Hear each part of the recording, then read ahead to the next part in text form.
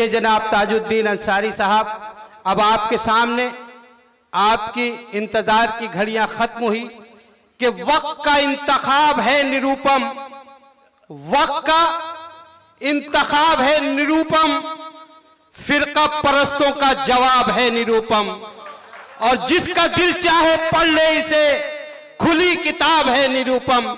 मेरी मुराद जनाब संजय निरूपम साहब से आज जो मुजाहिदाना काम कर रहे हैं, कांग्रेस की बुलंदी का काम कर रहे हैं, जनाब संजय निरूपम साहब आपके सामने अपने ज़र्रीन ख्यालात रखेंगे। मोहतरम जनाब संजय निरूपम साहब।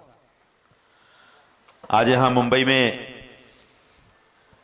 जो बिजनौरी समाज के लोग रहते हैं, बिजनौर जिले के जो लोग रहते हैं, ऐसे हमारे तमाम साथियों के प्रोग्राम के लिए खास यूपी से, बिजनौर से यहाँ तशरीफ लाए जनाब ताजुद्दीन अंसारी साहब,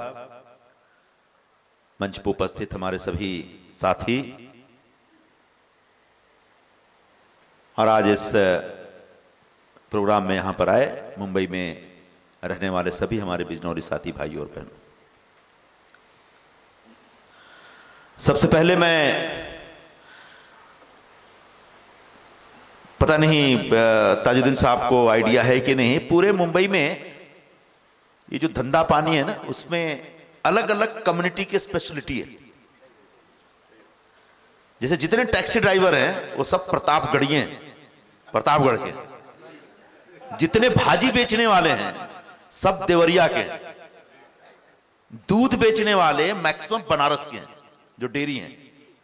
वैसे ही जितनी बेकरियां हैं सब बिजनौरियों की है। ये हमारे बहुत पुराने साथी हैं। अगर बिजनौरी न रहे ना तो इस शहर को पांव नहीं मिलेगा। ऐसे मेहनतकश और पूरे शहर को पाव और खारी खिलाने वाले बिजनौरियों को मैं नमस्कार करता हूं, सलाम करता हूं। क्या? हाँ, घर घर भी देते हैं, आपकी अपनी बेकरी भी है, घर घर भी देते हैं। आप क्या खरीदने जाते हैं? हम लोग पहले पारसियों की थी, पारसियों के यहां बेकरी में बिजनौरी लोग नौकरी करते थे, धीरे धीरे बिजनौरी मालिक हो गए। ये इतिहास है। मुस्लिम समाज में दो चीजों की बहुत जरूरत है, एक तो तालीम और दूसरा धंधा पानी, नौकरी। अच्छी नौकरी तब तक नहीं मिलेगी जब तक अच्छी तालीम ना मिले। जब सच्चर कमेटी को डॉक्टर मनमोहन सिंह जी ने अपॉइंट किया और कहा कि पूरे देश को आजाद हुए 70 साल होने को है,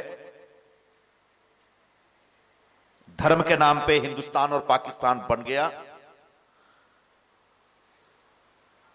जिन्ना साहब की इच्छा थी कि मुसलमानों का अपना देश बने। इसी देश में बहुत सारे मुसलमानों ने इसका विरोध किया था। जब उनके सामने दो विकल्प रखा गया कि पाकिस्तान या हिंदुस्तान, तो लगभग 3 करोड़ मुसलमान उस समय ऐसे थे जिन्होंने कहा हम पाकिस्तान नहीं जाएंगे, हमारा वतन हिंदुस्तान है, हिंदुस्तान में रहेंगे।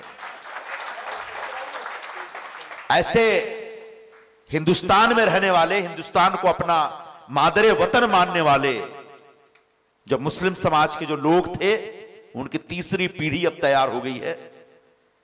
वो तीसरी पीढ़ी आज कहां है, कैसे है, उसको कितनी तालीम मिली, कितना जॉब मिला, वो कितना बैकवर्ड है आज, कितना आगे बढ़ा, ये जानने समझने के लिए सच्चर कमेटी की रिपोर्ट, सच्चर कमेटी को काम दिया गया, उनकी रिपोर्ट आई और रिपोर्ट में सचमुच बहुत चौंकाने वाली जानकारियां थी।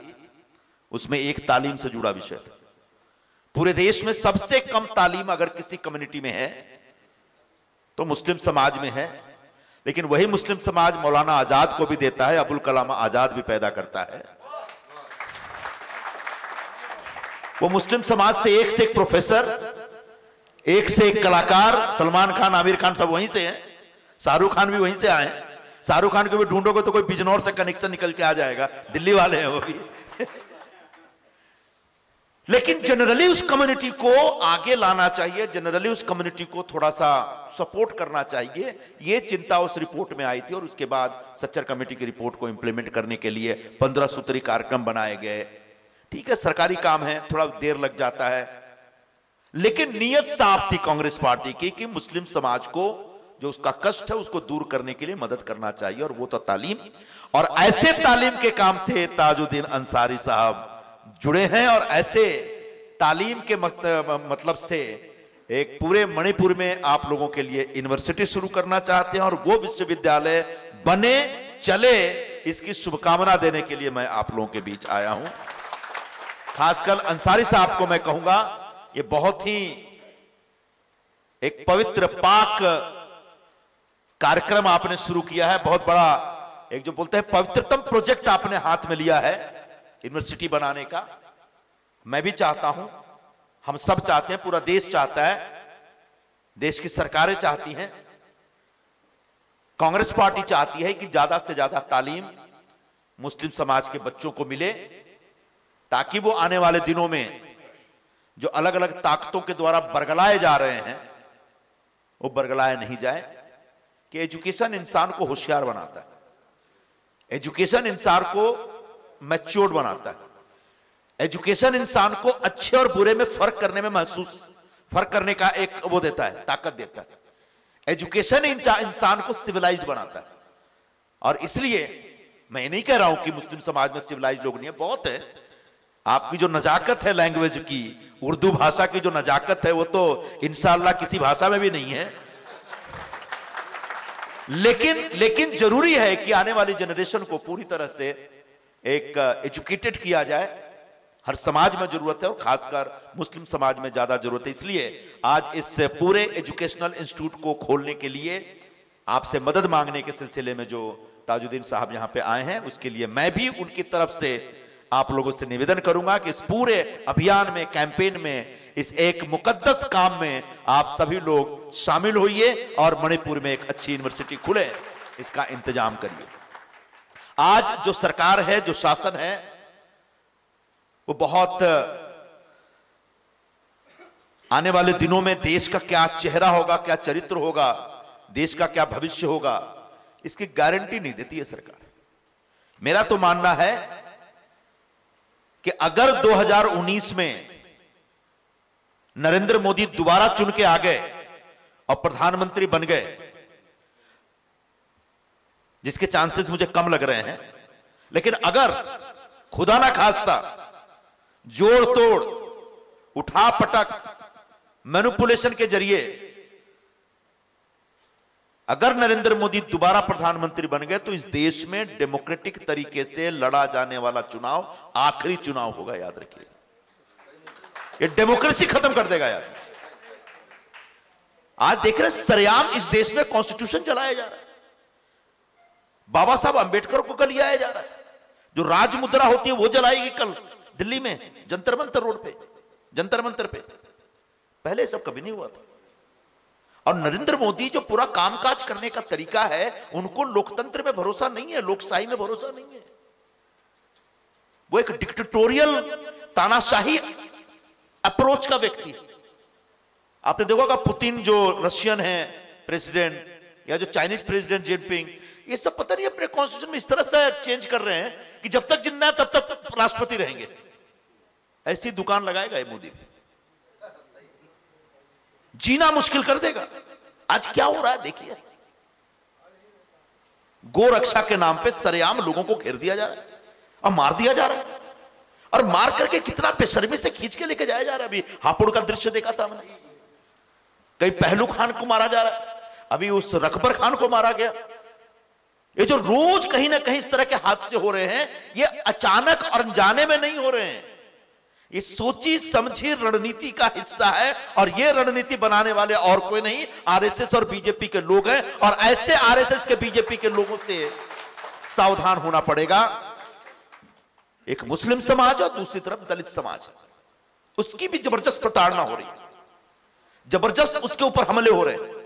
गांधी जी ने छुआछूत के खिलाफ एक आंदोलन शुरू किया था, देश में धीरे धीरे छुआछूत शुरू हो गई, अरे खत्म हो गई। लेकिन आज पहली बार ऐसा दिख रहा है कि कोई दलित मूछ रख लेगा तो मार देते उसको। वो घुड़सवारी करता, बोला तेरा हक नहीं घुड़सवारी करने का। जलगांव के पास एक कुआं था, उसमें नहाने चले गए 3 दलित बच्चे, उसको मार दिए सब, ये तुम इस कुएं में नहीं आ सकते। कभी 1930 में 1920 में प्रेमचंद जो बड़े राइटर थे, प्रेमचंद साहब जो उर्दू में पहले लिखते थे, मुंशी प्रेमचंद, बाद में हिंदी में लिखने लगे। और ठाकुर का कुआं, तब उन्हें कहानी लिखी थी कि एक ठाकुर का कुआं था जिसमें गैर ठाकुर नहीं नहा सकता, कोई दलित चला गया मारा मारी होगी थी। आज 2018 में ये घटनाएं घट रही हैं, और यूं ही नहीं घट रही हैं, इसके पीछे एक षड्यंत्र है। दलित समाज को दबाया जा रहा है, मुस्लिम समाज को दबाया जा रहा है, ये दोनों समाज को उसको हक देने से रोका जा रहा है, और इसके खिलाफ लड़ना पड़ेगा, उतरना पड़ेगा। हम तो उतरे हुए, हम तो लड़ते रहते हैं। आने वाले दिनों में एक बड़ा दलित मुस्लिम सद्भावना मार्च भी हम प्लान कर रहे हैं। मैं चाहूंगा कि आप सभी लोग आइए, उस दिन अपनी बेकरी बंद करिए। करोगे? क्यों, क्या है, जब जान रहेगी ना, जान है तो जहान है। जिंदा रहेंगे तो बेकरी रहेगी, जिंदा ही नहीं रहे तो बेकरी का क्या काम। तो अब कहीं ना कहीं पूरे कौम को, पूरी कम्युनिटी को बचाने के लिए एक लड़ाई लड़नी पड़ेगी, और वो लड़ाई अब शुरू करनी पड़ेगी। और 2019 आते आते कोई सपा करके आ रहा है, कोई MIM करके आ रहा है, VIM करके आ रहा है, ये सब बंद करो साहब। एक ही संकल्प होना चाहिए, भारतीय जनता पार्टी को हराना है। नरेंद्र मोदी को हर हाल में प्रधानमंत्री नहीं बनने देना, क्योंकि मोदी जी दोबारा प्रधानमंत्री बने मतलब देश तबाह, माइनॉरिटी की तो हालत खराब कर देगा, रहने नहीं देगा, पूरे देश को तोड़ सकता है आदमी, क्योंकि सत्ता का भूखा है आदमी। वो किसी तरह सत्ता में रहेगा और उसकी सत्ता को कोई चैलेंज नहीं कर सकता। देख नहीं रहे, आडवाणी जी ने इनको पैदा किया। आडवाणी जी का क्या हाल कर रखा है, मुरली मनोज जोशी। नहीं, नरेंद्र मोदी किसी का नहीं है। जो आदमी अपनी बीबी का ना हुआ, वो देश का क्या होगा साहब। सुनिए, 3 तलाक का मुद्दा ये आपका इंटरनल इश्यू है। बाहर से हम देखते हैं तो लगता है कि नहीं, मुस्लिम महिलाओं के ऊपर अत्याचार नहीं होना चाहिए, लेकिन आपका पर्सनल लॉ का इश्यू है, सरिया का मामला है, हम क्यों पड़े भाई, आप लोग आपस में तय करो। लेकिन इसको पूरे जोशो खरोश के साथ कौन आगे लेके जा रहा है? नरेंद्र मोदी, जो बगैर 3 तलाक बोले अपनी बीवी को छोड़ दिया, वो दूसरों की बीवियों की चिंता कर रहा है। क्यों? सिर्फ ड्रामा, सिर्फ तमाशा। क्योंकि हम ये बोलेंगे कि साहब ये मुस्लिम समाज का एक जाति मामला है, इसमें मत पड़ो। ये देखो, कांग्रेस पार्टी चाहती है कि मुस्लिम महिलाओं के ऊपर अत्याचार होता रहे। हम अत्याचार के खिलाफ हैं, लेकिन आपका इंटरनल इश्यू है, आप इसको कैसे सॉर्ट आउट करना है आप जानो साहब, आप करो, हम आपके साथ हैं। लेकिन वो जानबूझ के आपको तकलीफ देने के लिए, आपको परेशान करने के लिए, मुस्लिम समाज को हरास करने के लिए, प्रताड़ित करने के लिए रोज नए नए कार्यक्रम लेके आएगा। ऐसे व्यक्ति से देश को बचाना पड़ेगा, और देश को अगर बचाना है तो 2019 में बस एक ही बात याद रखना, क्या सर, इस बार अगर धोखा हुआ तो सबके साथ धोखा होगा, पूरे देश के साथ धोखा होगा। इस बार धोखा मत होने दीजिएगा। नहीं, ईवीएम वगैरह तो कर रहे हैं, लड़ रहे हैं। देखो आज उनके पास सरकार है, देखो उनके सरकार है, इलेक्शन कमीशन उनके कंट्रोल में है। 16 पार्टियां, बड़ी पार्टियां एक साथ मूवमेंट चला रही हैं ईवीएम के खिलाफ। फिर भी मुझे नहीं लगता कि नरेंद्र मोदी ईवीएम वगैरह के खिलाफ खड़े हो पाएंगे। क्यों? क्योंकि उनको मालूम है ईवीएम से फायदा। ईवीएम का एक बताता हूं, ईवीएम में एक लिमिट से कम वोट रहेगा ना तो मैनेज हो जाएगा, एक लिमिट से ज्यादा वोट डालोगे मैनेज नहीं होगा। अगर ईवीएम के जरिए ही सब कुछ होना होता तो गुजरात में कांग्रेस को इतनी सीटें नहीं मिलती। तो कुछ ईवीएम का एक अपना टेक्नोलॉजी है, उसको समझने की जरूरत है। वो दुरुपयोग कर रहे हैं, मैं मान रहा हूं, मिसयूज कर रहे हैं ईवीएम को। हम ईवीएम के खिलाफ लगे भी हैं, लड़ भी रहे हैं, लेकिन मुझे नहीं लगता कि बीजेपी की सरकार और नरेंद्र मोदी बहुत जल्दी ईवीएम के खिलाफ खड़े हो पाएंगे और ईवीएम खत्म करेंगे। ये इलेक्शन उसको किसी तरह जीतना है, ये खेल में है। वो बड़े पैमाने पे मुस्लिम लोगों के नाम कटवाए जाएंगे वोटर लिस्ट से। असम में शुरू हो गया, जो 40-41 लाख लोगों की लिस्ट बनी है एनआरसी के नाम पे। भाई, बंगाली भाषा बोलने वाला हर मुसलमान बांग्लादेशी मुसलमान नहीं हो सकता।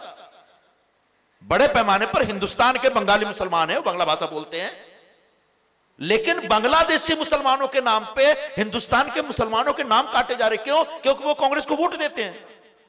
यह सिलसिला शुरू हो सकता है मुंबई में भी। हम 14 तारीख को सबके साथ कलेक्टर ऑफिस में जा रहे हैं, बैठ रहे हैं कि हमारे लोगों के नाम नहीं कटने चाहिए। आप लोगों को ही बोलता हूं, कहीं अगर आप अपना नाम वाम चेक करते रहो, सब आजकल ऑनलाइन है, नाम कर कटवाएंगे हो।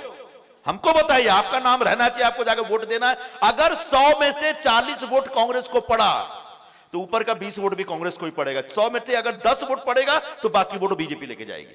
ये उनका सिस्टम है ईवीएम मैनेज करने का, इस बात को समझिए। इसलिए जितना दबा के वोट डालेंगे उतना ही ईवीएम का मैनिपुलेशन कम होगा। ये उस फार्मूले का सच है। तो आप सबसे गुजारिश है, ईवीएम के खिलाफ जो लड़ाई मैं लड़ रहा हूं, हम लोग लड़ रहे हैं, पूरी पार्टी लड़ रही है, पूरा देश लड़ रहा है, फिर भी जब घर से निकलिए तो एक ही मन से निकलिए, हमको नरेंद्र मोदी बीजेपी को हराना है। और जब उसको हराना है तो हमारा वोट कहीं इधर उधर नहीं जाना चाहिए। आज तो अंसारी साहब तकलीफ है कि पिछले इलेक्शन में कुछ मुसलमान तो जाके शिवसेना को वोट दिया है। मैंने कहा अब इसका क्या इलाज किया जाए? जो दुश्मन है उसको पहचानिए, दुश्मन को पहचानिए, जो आपको नष्ट करने के लिए, बर्बाद करने के लिए, जिसने अपना पूरा फिलॉसफी बना रखा है। ये दुमुहे सांप हैं, कोई कुछ दोनों अलग अलग बातें करेंगे, तो उनके बहकावे में, उनके फुसलावे में मत आओ। देश को बचाने के लिए, इस बार भारतीय जनता पार्टी को हराने के लिए एक ही संकल्प होगा, कांग्रेस को वापस लेके आना। बाद में हमसे लड़ लीजिएगा, झगड़ लीजिएगा, जो करना बाद में कर लेंगे, लेकिन इस बार तो हर हाल में कांग्रेस को ही जिताना होगा। ऐसा मैं आप सभी लोगों से गुजारिश करता हूं। सभी को नमस्कार, आदाब, बहुत बहुत शुक्रिया। जय हिंद, जय महाराष्ट्र।